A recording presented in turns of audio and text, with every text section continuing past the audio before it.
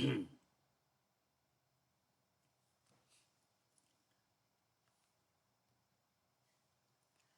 ามตายย่อมพานะระผู้มีใจเริงรื่นในอารมณ์อื่นๆผู้เลือกเก็บดอกไม้ไปเหมือนห้วงน้ำใหญ่พล่านพัดชาวบ้านอันหลับไหลด้วยความประมาทไป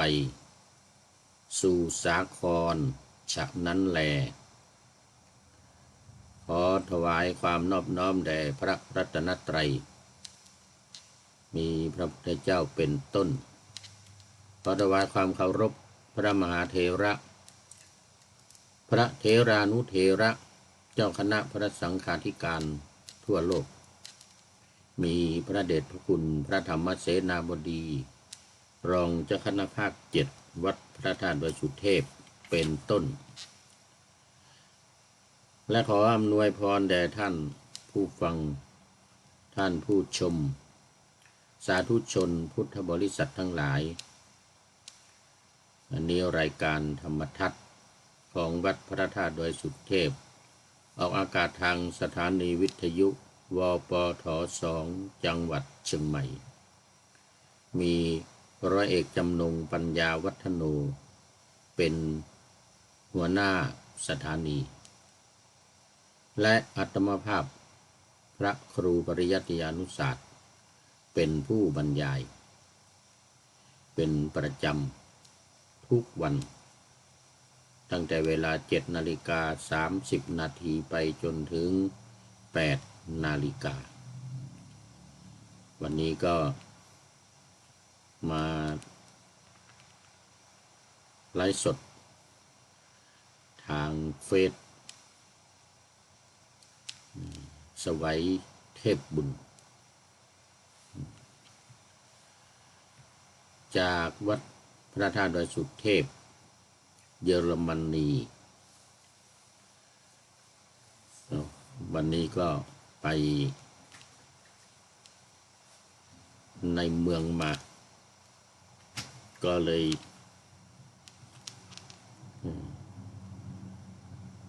ช้าดึกไปหน่อย ตอนนี้เวลาที่เมืองไทยก็เปลี่ยนด้วยที่นี่เปลี่ยนทั่วเหมือนกันหมดนะ5 ชั่วโมง5 ชั่วโมงตอนนี้กำลัง4 ทุ่ม4 ทุ่มกว่าเกือบ5 ทุ่มแต่ที่เมืองไทยนั้นดึกแล้ว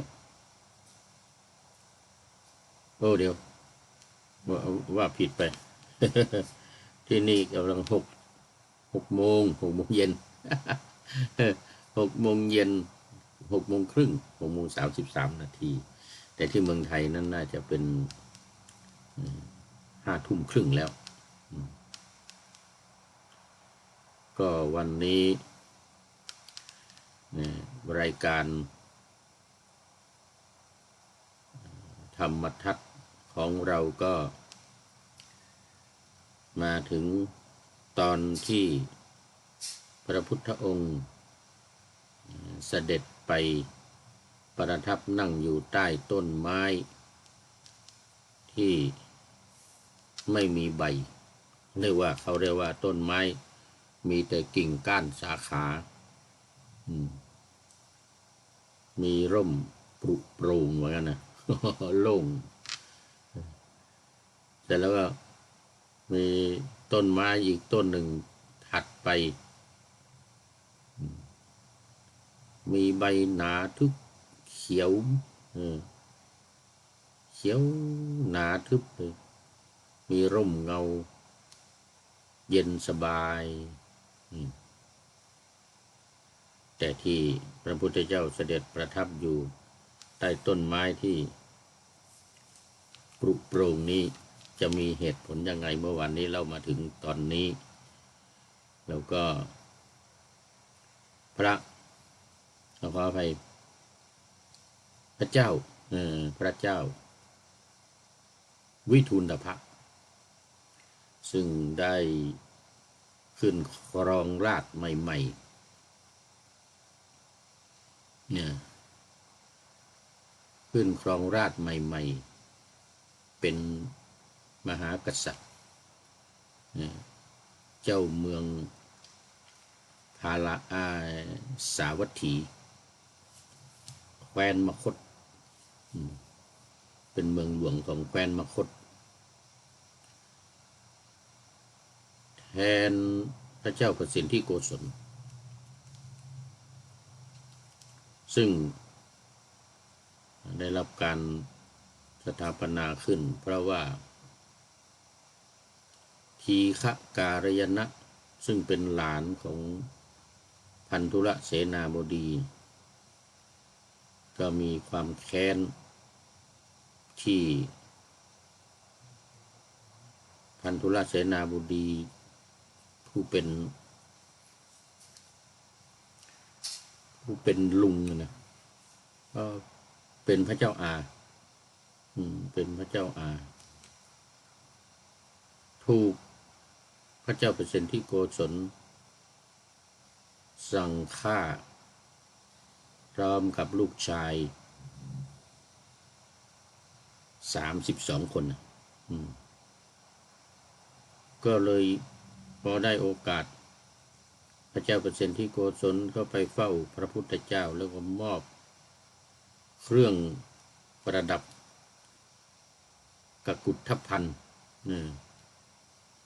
เครื่องประดับกกุฏทภัณฑ์5 อย่าง ซึ่งเป็นของกษัตริย์เพราะว่าพระเจ้าอยู่หัวหรือพระเจ้าแผ่นดินนั้นเนี่ยเวลาเข้าเฝ้าพระพุทธเจ้าเนี่ยจะต้องเอาเครื่องประดับของกษัตริย์นี้ออกหมดเข้าไปแต่พระองค์เข้าไปแต่ตัวเหมือนเดิมนะไม่มีอาวุธไม่มีอะไรต่างๆก็เอาหนีกลับเลย เอาหนีกลับแล้วก็เหลือม้าไว้ตัวหนึ่งแล้วก็เหลือคนรับใช้ที่จะคอยดูแลพระเจ้าเปรตที่โกศลคนหนึ่งคนใช้ก็รีบเอาเครื่องประดับกกุฏทภัณฑ์เนี่ยไปสถาปนาแต่งตั้งวิดูรภราชกุมารเนี่ยขึ้นเป็นกษัตริย์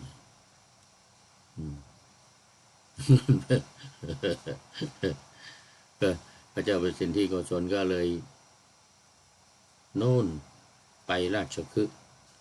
ว่าจะไปพาหลานชายคือพระเจ้าอาชาติศัตรูเนี่ยมาชิงราชบัลลังก์จากพระเจ้าวิทูลภะมานะอย่าไปขอเจ้าอาชาติศัตรูเนี่ยมาช่วยนะมาช่วยชิงบัลลังก์คืนนู่น แต่ยังไม่ทันเอาไปถึงนี้เล่าไปแล้วนะเล่าไปเมื่อวันก่อนเอาไปถึงราชคฤห์ตอนกลางคืนเข้าไปราชวังไม่ทันก็เลยสวรรคตนอกเมืองที่ศาลาแห่งหนึ่งนะทีนี้ทางฝ่าย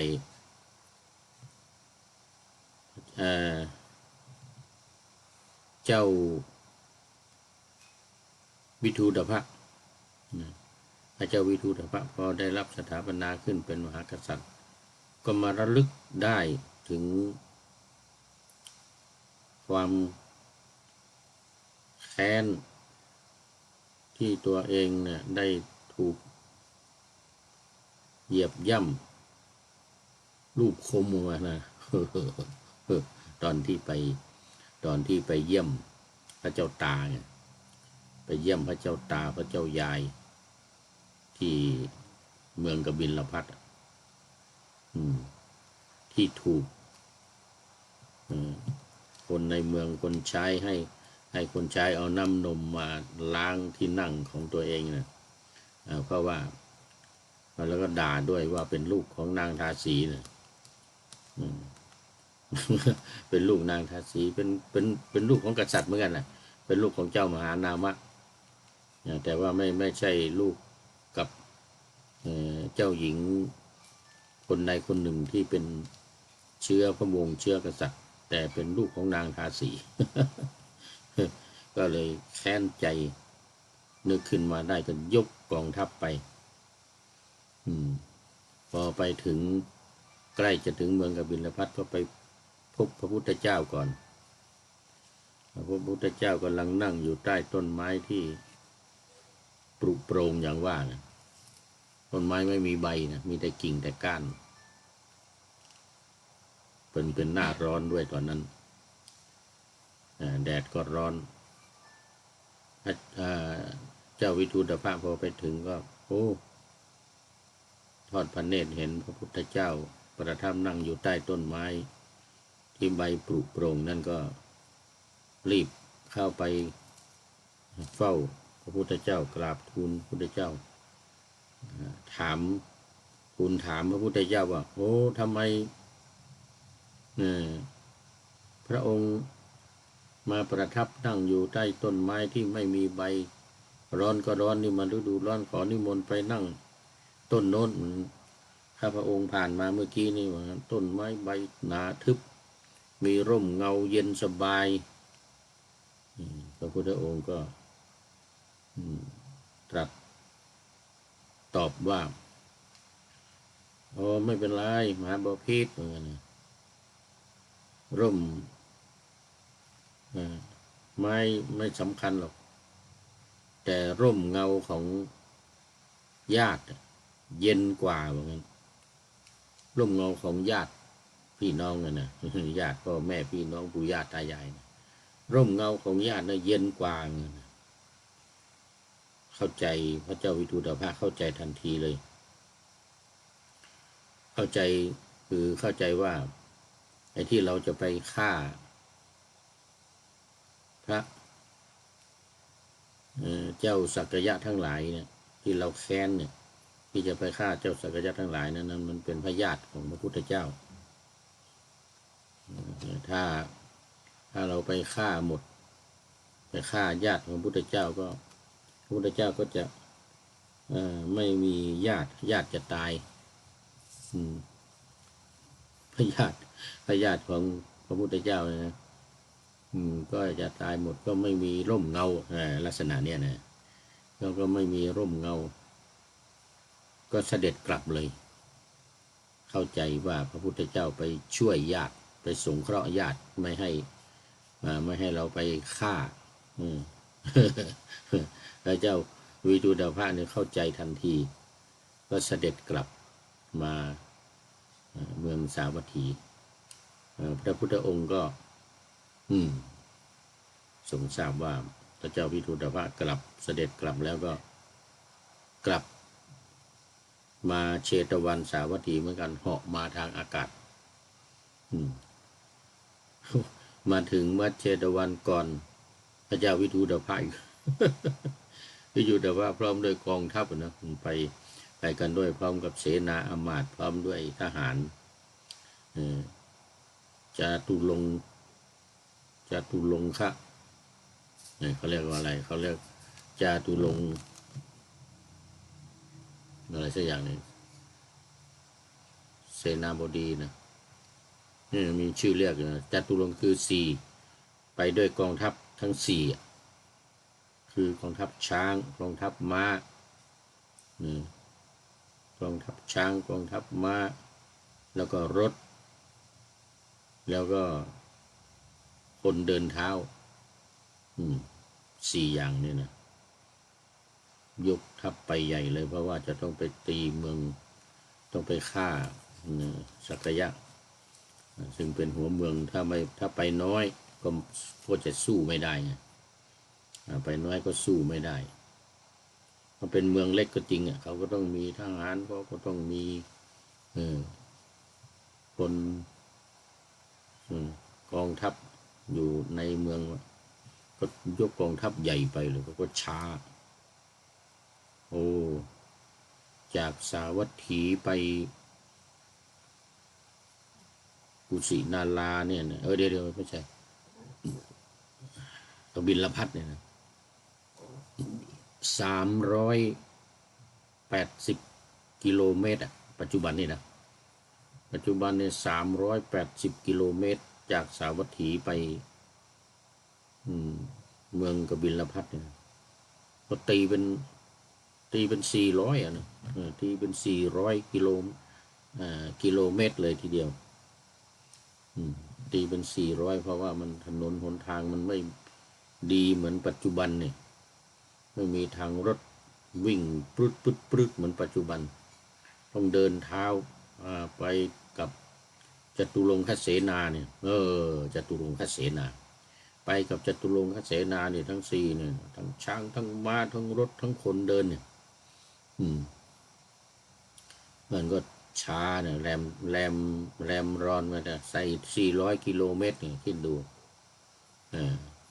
ไม่ใช่ว่าขี้ไก่นะไม่ใช่ขี้ไก่ทีเดียวขี้เป็ดเลยนะขี้เป็ดเลยนะ400กิโลเมตรนี่นะโอ้เราดูจะไกลกว่าไปลำปางก่อนนะมั้งเนี่ยเลยลำปางไปโน่นน่ะนะเถินโน่นนะอำเภอเถินจะถึงจังหวัดตากโน่นนะ400กิโลเมตรนี่นะ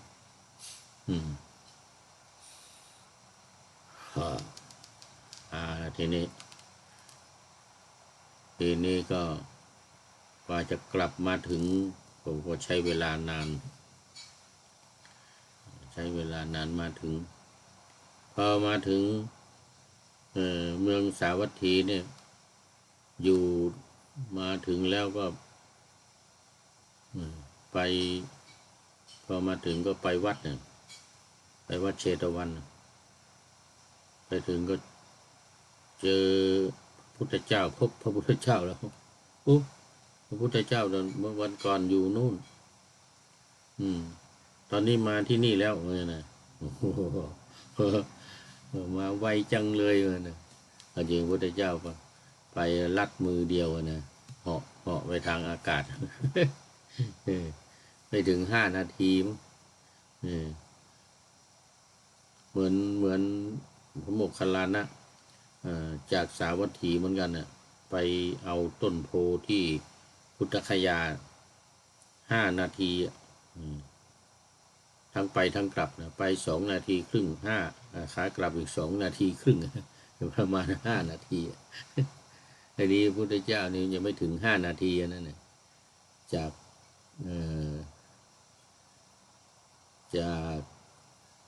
กุสินารานู่นนะนครกุสินารานู่น380กิโลเมตรปัจจุบันเนี่ยนะ300เกือบ400เนี่ยนะก็อยู่ไม่นานก็นึกขึ้นมาได้อีกก็แค้นอีกยกทัพไปอีกใช้เวลาเดินทางอีกหลายวันพุทธองค์ก็ทรงทราบอีกทรงทราบอีกครั้งที่2นี่ไปถึงก็พอไปถึงก็พระพุทธองค์ประทับนั่งอยู่ที่เดิม อยู่ที่เดิมไอ้ที่ใต้ต้นไม้เดิมมันน่ะต้นไม้ที่ใบปลูกโปร่งเหมือนเดิม แล้วเสด็จกลับอีกพอไปพระองค์ก็เสด็จกลับอีกครั้งที่2กลับมาอีกก็อีกหลายวันกว่าจะกลับมาถึงเนี่ยครั้งที่3ไปอีกเสด็จไปอีกพระเจ้าวิทูลภะนี่นะครั้งที่3ก็เสด็จไปอีกพอไปถึงเห็นพระพุทธเจ้าอีกแล้วทอดพระเนตรเห็นพระพุทธเจ้านั่งอยู่นั่นในที่เดิมแล้วพระพุทธองค์มาช่วย มาช่วยพญาติ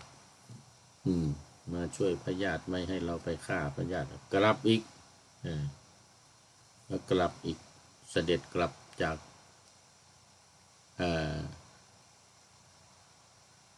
กรุงกบิลพัสเนี่ยนะมาสาวัตถีอีกใช้เวลานานใช้เวลานานเป็นเดือนไปกลับเนี่ย2 เดือนนะทั้งไปทั้งกลับเนี่ยก็2 เดือนนะ2 เดือนกว่านี่นะ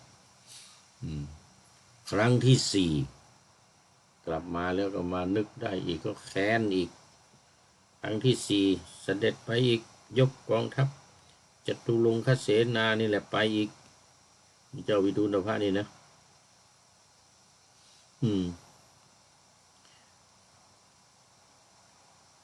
ไปก็พระพุทธองค์ครั้งที่4นี่พระพุทธองค์ก็เข้าฌานสมาบัติตรวจดูสัตว์โลกแล้วก็ไม่ตรวจธรรมดาเข้าฌานดูว่ารู้ว่าเขามีเวรกรรมกันเขามีเวรกรรมกันเพราะด้วยกรรมเก่าที่เจ้าสักยะทั้งหลายเนี่ยในชาติก่อนโน้นได้เอา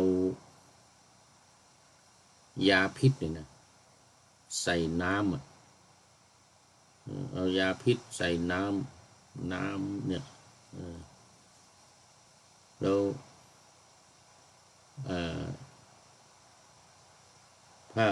พวกเนี่ยตายกันพวกวิทูตภะนี่นะ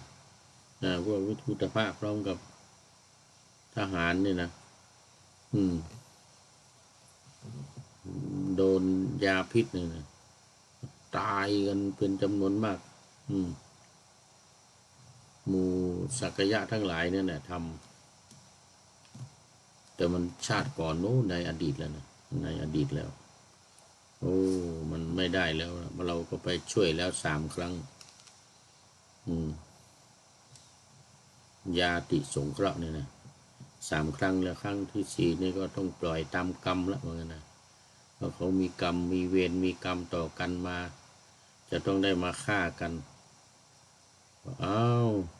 ไม่ไปแต่เดชพุทธองค์ไม่เสด็จไปพระเจ้าวิทูลพระไปครั้งที่4นี่ไม่มีแล้ว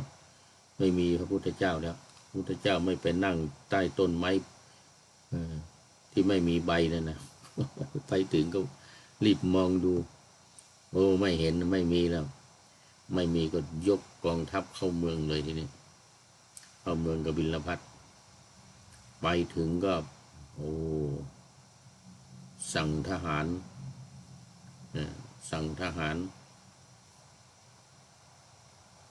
ส่งใจความเข้าไปส่งความเข้าไปทำเป็นหนังสือแจ้งเข้าไปว่าเจ้าสักยะเนี่ยจะสู้หรือว่าจะยอมตายจะยอมไหมหรือว่าจะสู้กันเหมือนกันนะถ้าไม่อยากตายก็ให้หนีหรือให้ทำอย่างใดอย่างหนึ่งเหมือนกันนะถ้าไม่ตายถ้าไม่อยากตายเหมือนกันนะจะฆ่าหมดก็ทำยังไงไปถึงนอกเมืองแล้วถึง จะเข้าเมืองแล้ว แจ้งเข้าไปหนีก็ไม่ทันจะมีหนีอยู่บ้าง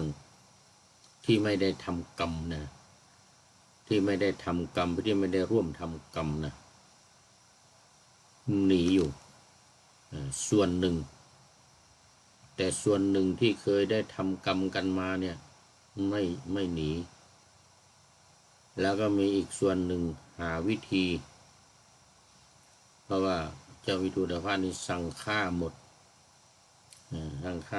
เว้นพระเจ้าพระเจ้าตาคือมหานามะเจ้ามหานามะพระเจ้าตาแล้วซึ่งตาบอดด้วย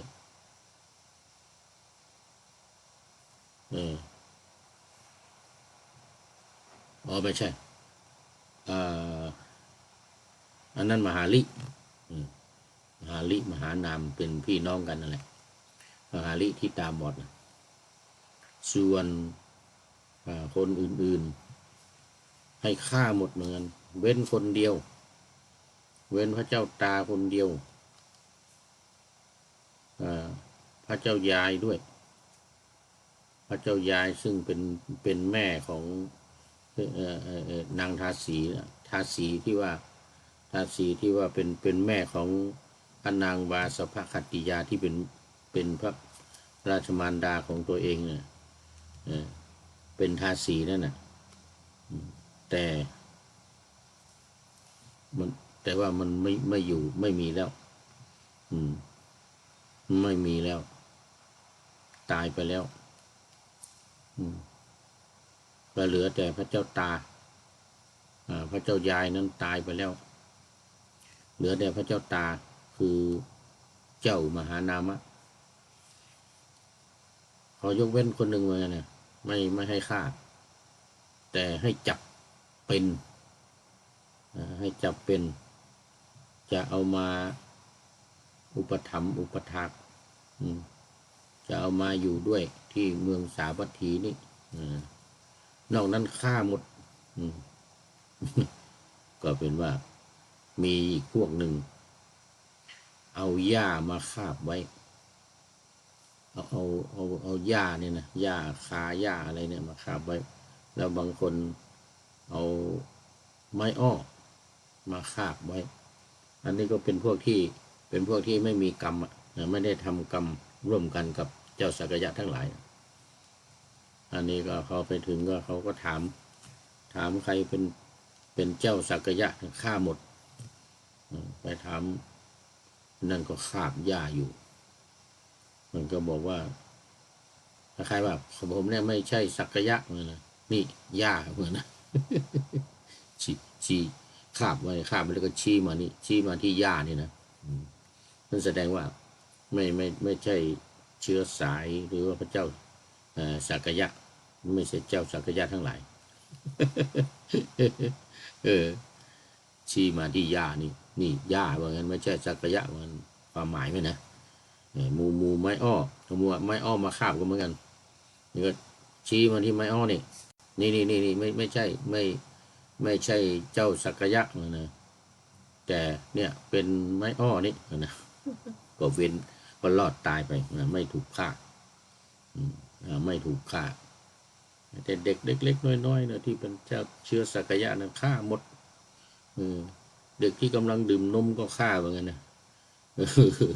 ไม่เหลือก็รอดทีนี้หมูที่คาบหญ้ากับคาบไม้อ้อนะเพราะว่าถามคาบอยู่ชี้มาที่หญ้านี่ชี้มาที่หญ้าชี้มาที่ไม้อ้อที่ตัวเองคาบอยู่นี่นะนั่นเนี่ยก็รอดชีวิตไม่ถูกฆ่าเพราะว่าไม่ใช่สักยะเลยตอนหลังมานี่ผู้ที่รอดเนี่ยนะเลยได้ชื่อว่าสากยะเหมือนกันสากยะอ้อคือเขาก็เป็นเจ้าสากยะนั่นแหละแต่ว่าคาบไม้อ้อกับคาบหญ้าคาหญ้าอะไรไว้คาบหญ้าไว้เป็นสากยะหญ้าสากยะไม้อ้อแต่เราก็จับพระเจ้าตาคือมหานามะนะมาจับ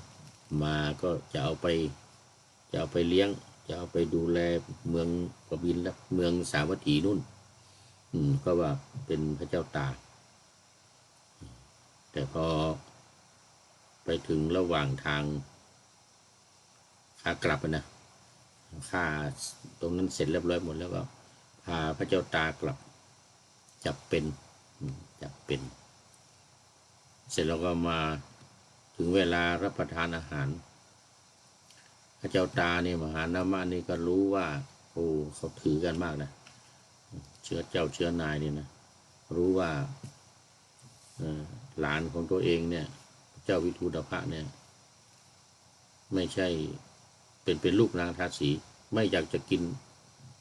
อาหารร่วมด้วยไม่ร่วมเสวยพระกยาหารด้วยโอ้ดูขนาดนั้นเลยนะ แต่ว่าดูไปดูมาเวลาหมด วันนี้เวลาหมด อืม ก็ต้องขอนำรายการต้องหยุดไว้แค่นี้ก่อน เดี๋ยวมันจะมีอีก นี่จะไปโน่นไปสวรรคตในเมืองบาดาลนู่น อยู่ตั้ง12 ปีนะเจ้าพระเจ้าตามหานามะนะเอาละอันนี้เอาไว้แค่นี้ก่อน เดี๋ยววันต่อไปก็มาเล่าต่ออีก มันยังมีอีกยาว ยังมีอีกยาวจนไปจะถึงธรรมะที่พระพุทธองค์ตรัสนะแสดงแก่ภิกษุทั้งหลายนะเนี่ยที่ว่าความตายย่อมพานรชนผู้มีใจรื่นเริงในอารมณ์ต่างๆผู้เลิกเก็บดอกไม้อยู่เนี่ยนะเหมือนห่วงน้ำใหญ่พัดเอาชาวบ้านที่กำลังหลับไหลด้วยความประมาทอยู่เนี่ยนะไปเนี่ยที่คือปะหน้าธรรมะไว้ในวันนี้แต่ว่ามันยังไม่จบก็เอาไว้ก่อน ยังไม่ถึงที่พระพุทธเจ้าแสดงธรรมวันนี้ก็ขอนำรายการธรรมะทัดไปก่อนแล้วจะย้อนมาใหม่ในวันหลังเพื่อให้ท่านทั้งหลายได้รับฟังพระธรรมเทศนังเหมือนดังเดิมเป็นธรรมะในพระไตรปิฎก3ธรรมบทอันงดงามบรรยายเสริมอธิบายใจความเหมาะมาต่อเติมยกนิทานดั้งเดิมเสริมบทธรรมขอทุกท่านสุขกายสบายใจปรารถนาสิ่งใดอันเลิศล้ำจงเพิ่มพูนตามบุญงามและตามกรรมที่ได้บำเพ็ญไว้ทุกประการขอเจริญพร